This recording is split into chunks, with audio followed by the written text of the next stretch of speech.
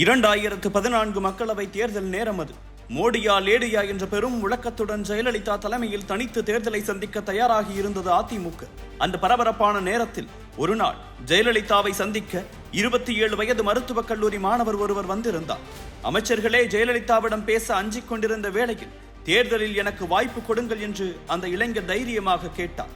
ஜெயலலிதாவோ படிப்பு இன்னும் முடியவில்லையே, அதற்குள் அரசியலுக்கு வர வேண்டுமா என்று கேட்டிருக்கிறார். சற்றும் யோசிக்காத அந்த இளைஞர், டாக்டர் ஆனாலும் மக்களுக்கு தான் சேவை செய்ய போகிறேன், அதே சேவையை தான் அரசியலுக்கு வந்தாலும் செய்ய போகிறேன், என் படிப்பு பாதிக்காமல் பார்த்துக் கொள்கிறேன் என்று புன்னகைத்தவாறே பதில் சொல்லி இருக்கிறார்.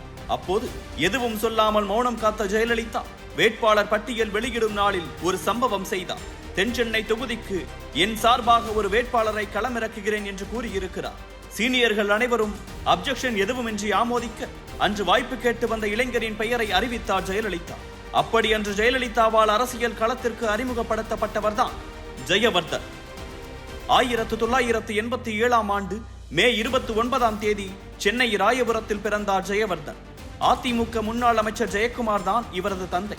இதனால் சிறு வயதிலிருந்தே அதிமுக பொதுக்கூட்டங்கள் நிகழ்வுகள் என்று சுற்றி வந்த ஜெயவர்தனுக்கு அரசியல் வட்டாரம் அத்துபடியானது. இதனால் பள்ளிக்காலம் முதலே ஆசீர்வாதம் வாங்குவது, வாழ்த்து பெறுவது என்று அடிக்கடி ஜெயலலிதாவை சந்திக்க காரணங்களை தேடி தேடி உருவாக்கி இருக்கிறார் ஜெயவர்தன். பள்ளி படிப்புக்கு பிறகு ஸ்ரீ ராமச்சந்திரா மருத்துவக் கல்லூரியில் மருத்துவ படிப்பை தொடர்ந்த ஜெயவர்தன் அதிமுகவின் மருத்துவர்கள் அணியில் இணைந்திருக்கிறார்.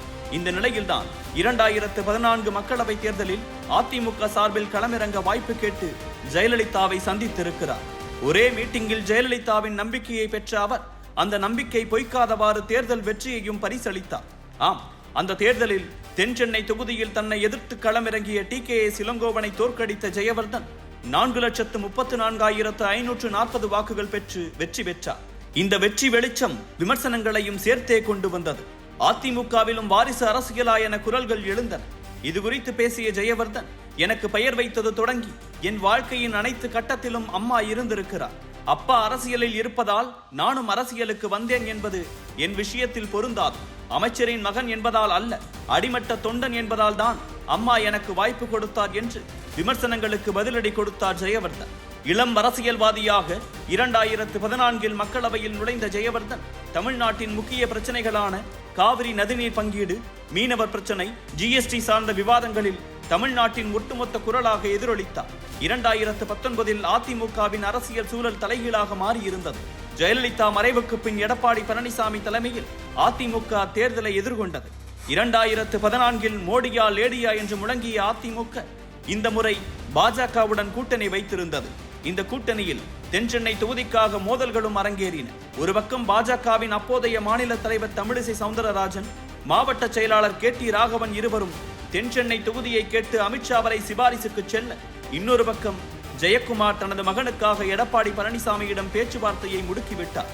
எடப்பாடி கிரீன் சிக்னல் கொடுக்க உற்சாகமாக களவேளைகளில் இறங்கினார் ஜெயவர்தன். ஆனால் அந்த தேர்தலில் சிட்டிங் MP-யான ஜெயவர்தனுக்கு எதிராக தமிழச்சி தங்கப்பாண்டியனை களமிறக்கியது திமுக. 2 அரசியல் வாரிசுகள் மோதிக்கொண்ட இந்த தொகுதியில் இறுதியில் திமுக வெற்றி கொடி நாட்டியது. தேர்தல் தோல்விக்கு பிறகு லைம்லைட்டில் இருந்து மறைந்த ஜெயவர்தன் கடந்த ஆண்டின் இறுதியில் சென்னையை உலுக்கிய மிக்ஜாங் புயலின் போது மக்களுக்காக களப்பணியில் இறங்கினார். சைதாப்பேட்டை, விருகம்பாக்கம், T நகர், சாரதி நகர் என தனது தொகுதிக்கு உட்பட்ட பகுதிகளில் நிவாரணப் பொருட்களுடன் சுற்றிச் சுழன்றார்.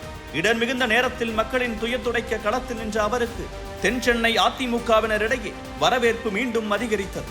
இதனால்தான் தற்போது தென்சென்னையின் அதிமுக வேட்பாளராக ஜெயவர்தனை களமிறங்கப் போகிறார் என்கிற தகவல்கள் அரசியல் வட்டாரத்தில் வலம் வருகின்றன.